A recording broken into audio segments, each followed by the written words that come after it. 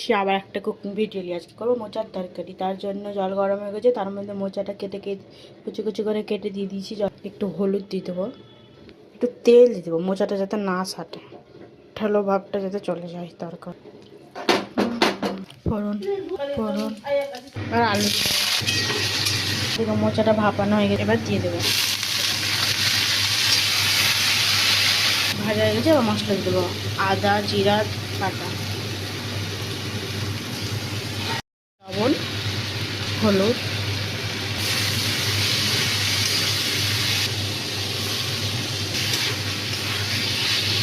চিনি দেবো।